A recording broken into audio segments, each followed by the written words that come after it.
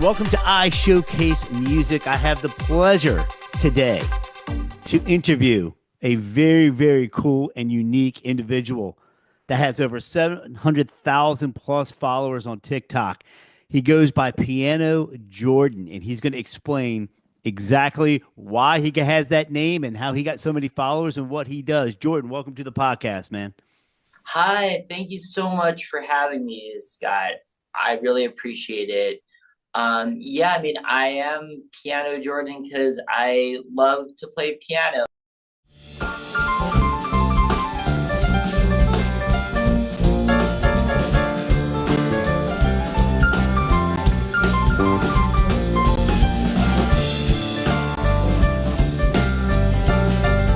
Give it up for Jordan. I'm a singer-songwriter and I'm a performer and I figured out like on TikTok specifically during the pandemic I decided to start making these piano karaoke videos, piano instrumental, and write the lyrics, and they really blew up. Man, you have some really good chops as a piano player myself. I've been watching your Oh, videos. Um, you did some Stevie Wonder tunes, a lot of cover tunes, and yeah. we're going to show the viewers some examples of that for sure, and get some of those artists who are singing along with you and videotaping themselves. Man, some of them, woo, they had some pipes on them, and It's so cool. I got to connect with a lot of really good singers. It's been really fun. Georgia, Georgia, the whole day through. Just an old sweet song keeps Georgia on my mind. I love him, but when the night is over, he is gone. The river's just a river. Without him, the world around me changes. The trees are bare and everywhere the streets are full of strangers. well, I was looking at your bio, and we on one of my other podcasts, we have this game that we play. Every time you mention a celebrity, you have to drink. And after I got done reading your bio, man, I was feeling no pain. No, I'm joking. We were, yeah. I mean, you've worked with some really, acclaimed musicians like Jim McGorman. I'm reading off of this, and you can talk more about it. Jesse Field mixed your album, and you've done stuff. I saw some stuff with Halle Berry and Andy Grammer, and they're catching on to this whole karaoke's huge. It's not just huge in Japan anymore. So what impresses me, there's a couple things that impress me about you. So let me brag about you. First of all, you have reached my dream that I have not reached. What is up with you being a child actor on SNL, man, on Saturday Night Live? I read that and started cracking up because that is one of my dreams, was to always be a cast member on SNL. So tell me a little bit about that. Thank you for asking that. Yeah. So that was really fun. So I started out as a child actor when I was around 7 years old, and then I went on a lot of auditions, and I had a manager who booked me when I was around 9 for the first time on Saturday Night Live. And the first couple of times I didn't have a line, but I was on a total of like 9 times after that, and I had some lines, and I was really nervous about saying the line live on live television, but it was an exhilarating experience. I was on when Will Ferrell was in the Okay, cast. I was going to ask what cast, what exactly, like, you're Yeah, not old enough to be John Belushi, and you're no, probably not no, old enough for Eddie Murphy, but Will Ferrell, okay, that makes sense. yeah. So it was the late '90s. It was like from '96 to I was on it like 2003 or something. So between those years, um, whenever they needed an extra kid in a skit, and I was also on Late Night with Conan O'Brien, which filmed in the same Oh, building in Rockefeller Center. Um, so I was on that show also, but and my biggest thing was I did Les Miserables on Broadway when I was a kid. oh, really? Yeah, and that Andrew was Lloyd Webber. actually, so yeah, Les Miserables. It was actually Bouville and Schoenberg. But yeah, it's I was really, yeah, I'm so grateful for those experiences. And certainly those experiences shaped who I am as a performer, and especially being in the musical Les Mis with all those amazing songs that really inspired me as a musician to play as much music as I could and just develop a real love of music and performing. Which is a great segue and transition into your new single that's coming out in June and your new album. Man, I just took a listen to it. It's really a unique song. It's really good. I think you already won an award for it. Yeah, the Global Music Award. Is that right? Yeah, thanks. That was actually those awards was actually for my first album. Okay. All right. Thank you for clarifying. Yeah, and I haven't actually released that song yet. So hopefully let's all manifest the next award and the next release, and because I am really proud of this song. Like Me and Follow Me. It's kind of a little cheeky, and it's meant to kind of put a smile on your face, but also be a thought-provoking sentiment about, like, oh yeah, like we're this culture of needing to be liked and needing the approval and the attention, but also that everybody just wants to be liked and appreciated. And the other thing that the song is about is just just not being able to stand rejection, and just it's this idea just to that we all want to be liked, and we all want to appreciate each other, and also about how social media has the power to connect people, and it should really be more about connection. And actually that's a segue in the reason I got popular on TikTok was because I shifted my state of mind to, it wasn't just about me, it was about how can I use my talent to offer something to other people And make people happy. And and that's what make people everybody I see happy, on there. Yeah. Yeah. make people happy. And yeah, there's a lot of like like recently there's a lot of comments about, I posted a piano cover of Once Upon a December from Anastasia, and much to my surprise, I got a lot of comments like, I used to sing this to my baby, or my mom used to sing this, and this reminds me of my mom, and thank you so much for. And I get some comments like, oh well, like this made me really happy. I was in a bad mood, and your video came on, and I started singing, and I felt great again, and stuff like that is really, it's really cool to hear, like, the power of music and the power of social media, and to use that power to connect and lift people up, I think. Yeah. I saw some Billy Joel. You do a lot of Billy Joel covers. I think it was Yeah. his birthday or something. Yeah. That was a really nice tribute.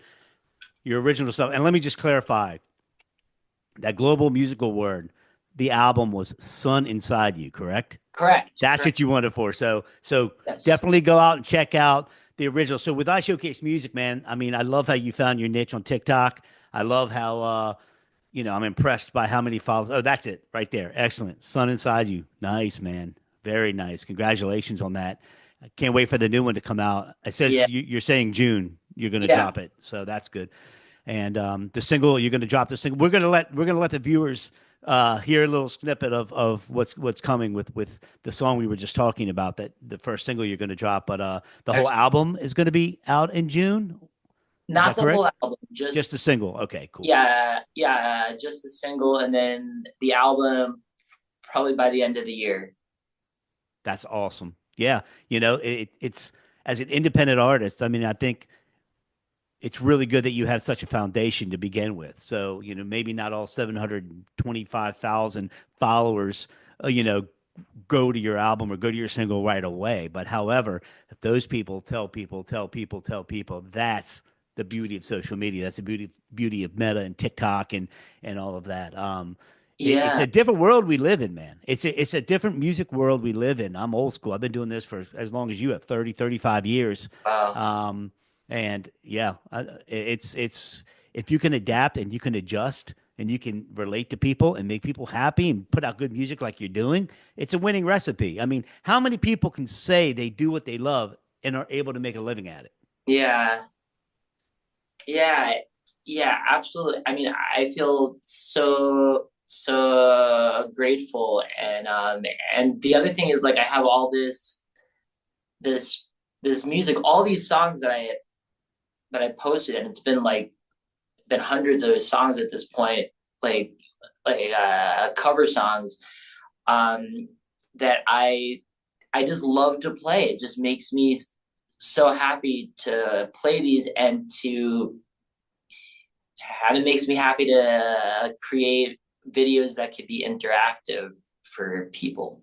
I had a business question for you as far as the because a lot of this has to do with music business as well.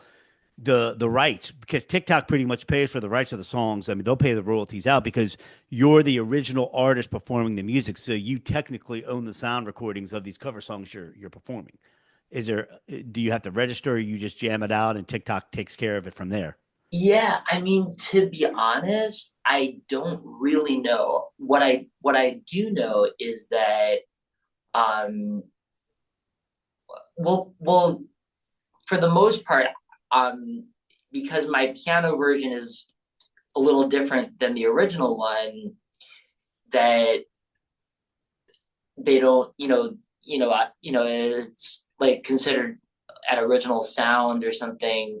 Right, it's your But original recording. I think what it is content ID. So same with YouTube. What happens is if they sound, say you play Piano Man or something like that, the content ID will pick up, and I believe, don't quote me on this, I'm not an attorney, but I play one on TV. Joking. That content ID will automatically just transfer, and boom, then the royalty goes to the songwriters and all that. However, you still own the sound recording. At least that's how it works on YouTube. YouTube picks up everything, and if they haven't reached out to you or you haven't had any issues, and you have as many songs as you have, which are really good, and you're also throwing in some of your originals, man. yeah, I'm noticing that, which is awesome. People want to hear what yeah, you're all about.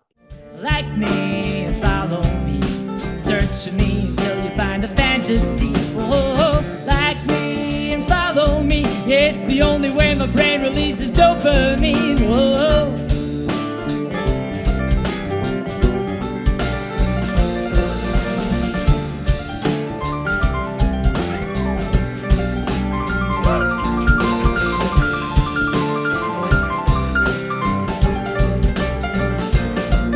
I need instant praise every single day. Yeah, I use a filter and I don't feel guilty. And I wonder if you're insecure like me. Wonder if you're an attention whore like me. At the end of the day, at the end of the night, everybody just wants to be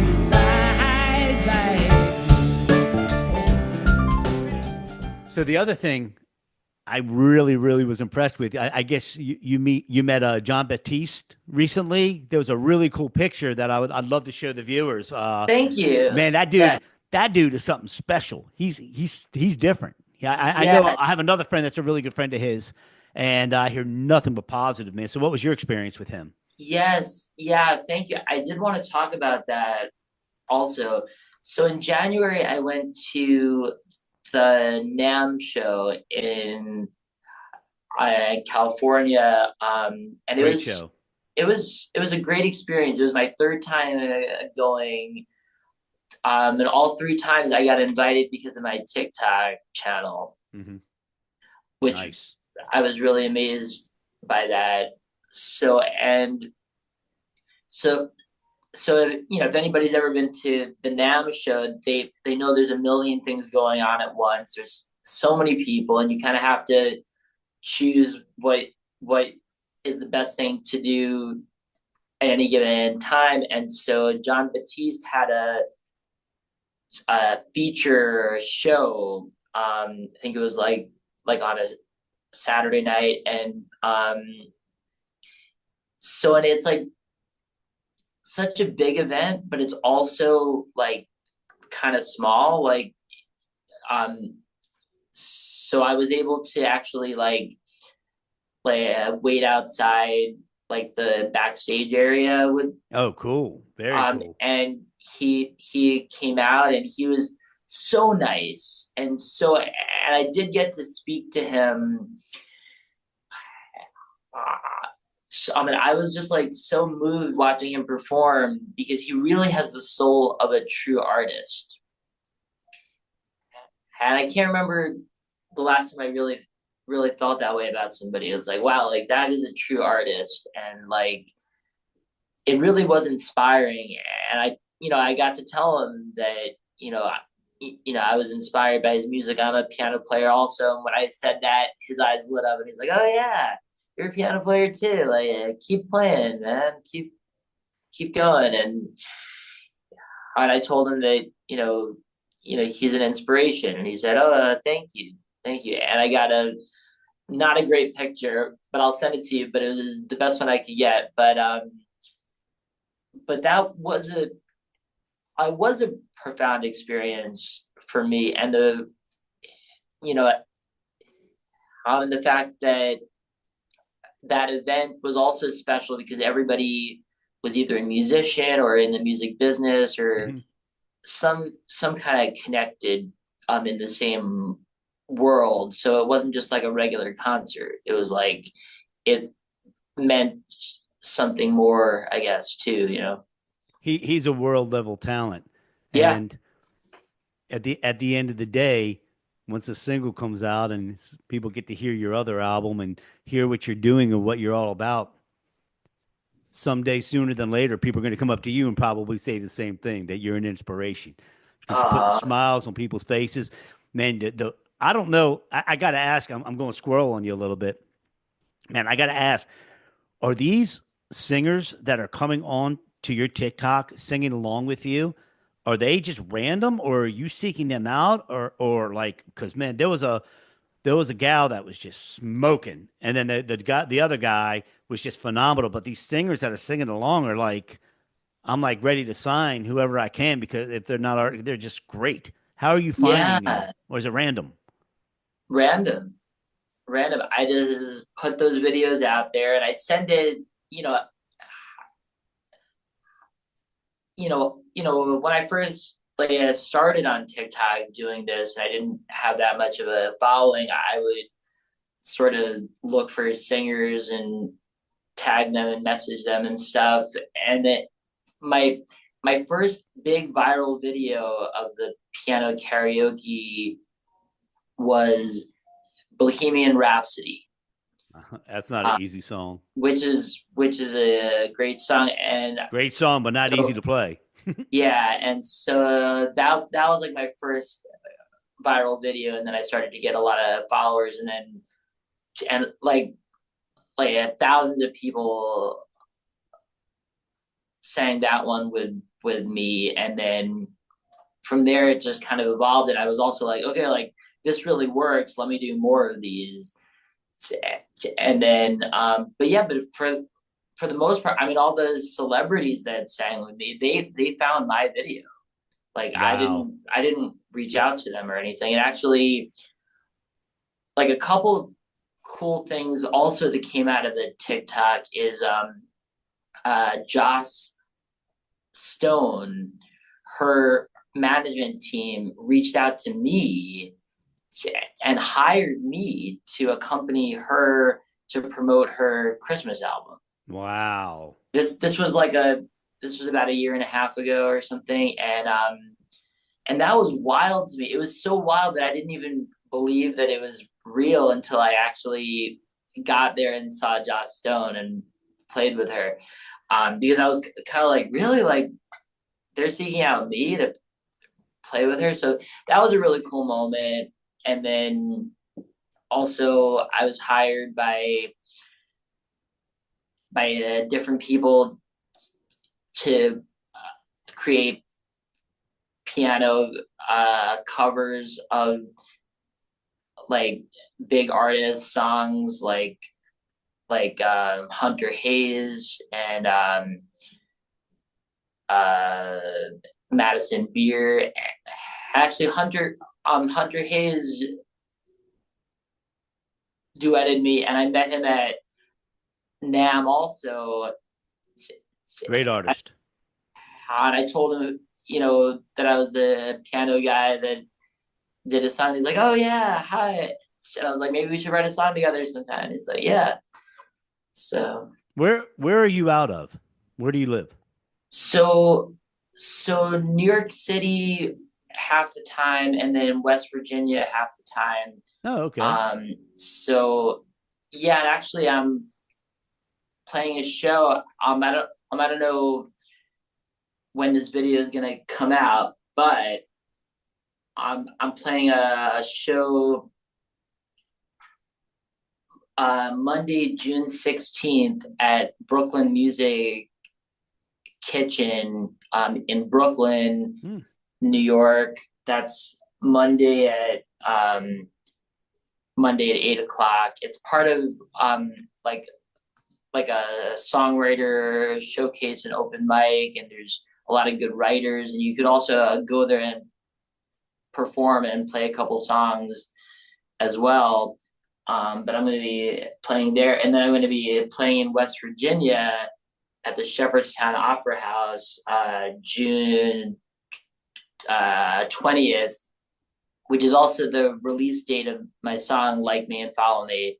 It's going to be June 20th, and I'm really excited for you guys to hear the recording of it. I'm very proud, and so just to talk a little bit about that song, like a little bit more about that song, is Yeah, that please. that song actually I started writing that after going to open mics all the time, and everybody's like, follow me here and I'll follow you back and like me here. And so I originally wrote that song to play at open mics and to have everybody sing along, like me and follow me. So and I meant it like sort of as a joke and like a lighthearted. And I started writing it actually before the whole TikTok thing. I started writing it in 2019. So some people say that like by by me singing "Like Me and Follow Me" that I manifested all those followers and all those likes, and I have like Nice. 16 million likes on TikTok. Well, the other thing you're doing, and maybe you realize it, maybe you don't, but I love how you're tagging when you tag somebody, like the singer singing, and you're tagging at whatever their handle is. You're helping them.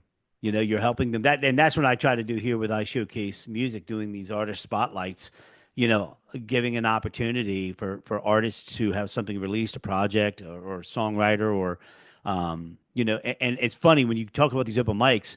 I relaunched this in Nashville back in February, and I went to Leaper's Fork, and obviously I got friends at Bluebird. We talk about this often on this show, and people are in line. People are in line to just be heard with 300, 400 people knee to knee that are silent and respect. I would think New York is similar to that as far as the Yeah, culture of respecting the music. West Virginia, I'm from Maryland originally. nice. Orlando, it's different. Orlando with the theme parks and everything is a little bit different down here. But yeah, so what you're doing and giving, maybe somebody might only have 10,000 followers or 3,000 followers, but you're using your platform to help other people. That's what I call good karma. Yeah. That's what I call, you know, passing it forward, moving it forward. And I hope you show the world what I'm trying to do as well. And your song, I'm going to do the same thing. I showcase this worldwide. Whereas I try to tell people, like on YouTube, you have to go to YouTube Canada, you have to go to YouTube Australia, you have to, with iShowcase, I have viewers from South America, I have viewers from Europe, I have viewers from Australia, I have viewers everywhere except for China, from China, of course. But because they don't let any American any internet in there. But so it's about making friends. It's about camaraderie. It's about helping people and not Yeah. being so selfish in this selfish society. And kudos to you, my man. I appreciate you and appreciate all you're doing with your platform. Yeah, thank you so much. I mean, yeah, it's about connection and making friends and connecting, and something that I found to be really important, in life, and especially in the music world, to because it's all about collaboration. If you notice, a lot of the popular songs, a lot of the hit songs are written by three or five or seven people or something.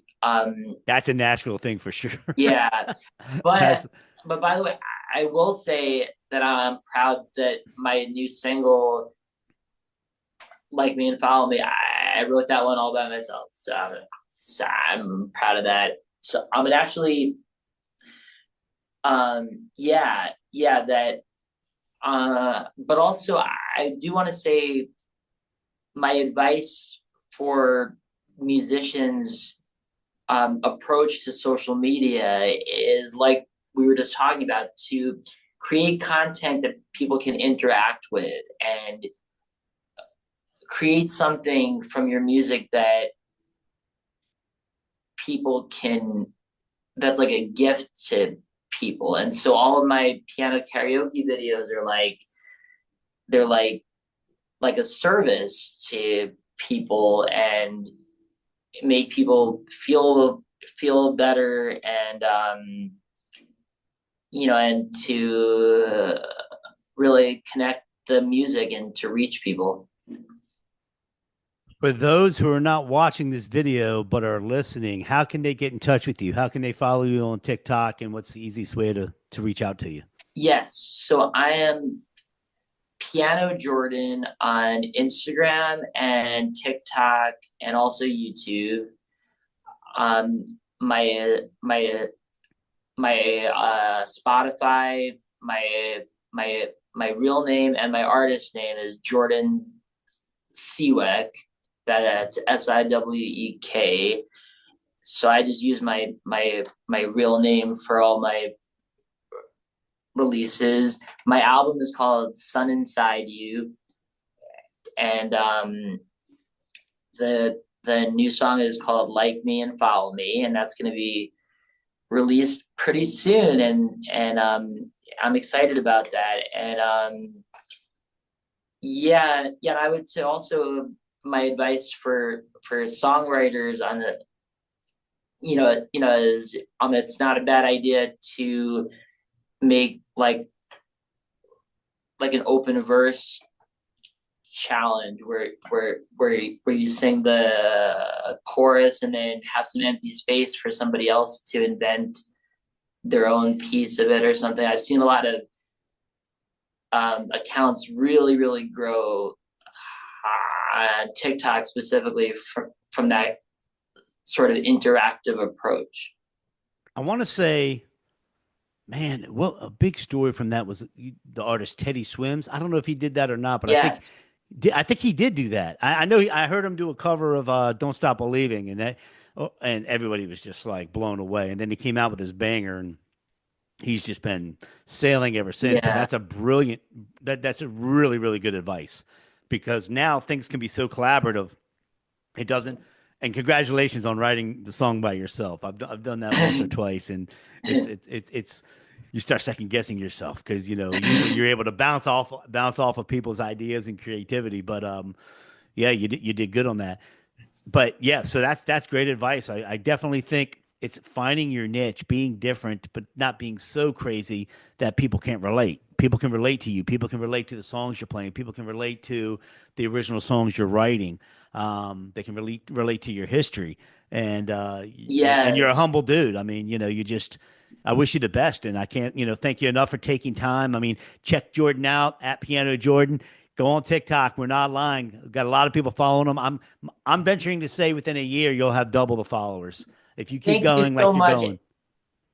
Thank you. And I wanted to say one more thing Please. about the new single that I was kind of waiting a while to find a really good producer who would really do it justice, and I did. His name is Jim McGorman, and he's out in LA, and he plays keyboards for Goo Goo Dolls. Oh, cool. So he's another piano player. So he has he really gets it. So, but he's also produced and directed for like Avril Lavigne. He worked with Weezer, the New Radicals. Yeah, and now currently Goo Goo Dolls for their current tour. So, and he's a really humble guy too. He's really just like all about the music, and so I'm very excited. And he actually got a friend of his to play bass, and his name is John Button, and John Button plays bass with the Who live. Oh, wow. So he actually played bass on my song, and I didn't actually meet him, but that's really cool that all these A-list musicians are on it, and so that's really cool. So in that respect, I was worth waiting for the right collaborator for the recording. Patience is the virtue, and put in a good word for me. We'll get them on this podcast too, and have them tell their story. I love the Goo Goo Dolls story. Is he one of their original band members, or is he? I'm not sure. I don't think he's one of the original members, but he's been playing with them for a few years, I think. Their story is crazy. Their story is crazy. If you ever, I'll wait for his podcast to tell that story. I mean, I'm sure it's been told so many times. Yeah, that would be awesome if he was on the show. Maybe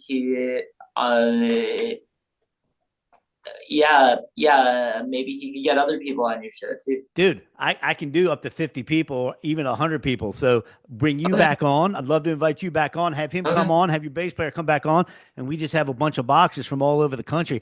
I was doing that a lot during COVID. I was doing, oh my goodness, I'd have all my Grammy friends on there, and we would have like 20 people, and the conversations were so, how do you survive as a musician during the pandemic, And I felt like I did a lot of good. But it was really enlightening, and yeah, man, let's do it. Let's set up another time to love the one-on-ones, but I also let's set up another time and bring in some more people and keep the conversation going. That sounds so much fun. Thank you so much, Scott. I really appreciate it. All right, Jordan, you too, buddy. Have a great day and appreciate your time, friend. Good luck on your album, and let me know. We'll get you back on here when the album's done. Good luck with the release. I think you said June 17th or June 20th. June 20th, yeah. 20th, okay. And then let me know when the album's done or the EP or whatever you're going to do officially, and then we'll have you come back out and talk about all of the other songs that are going to be on there as well. All right, thank you so much. All right, my friend, have a great day. Thank you. You too. Bye-bye. Thanks. Bye.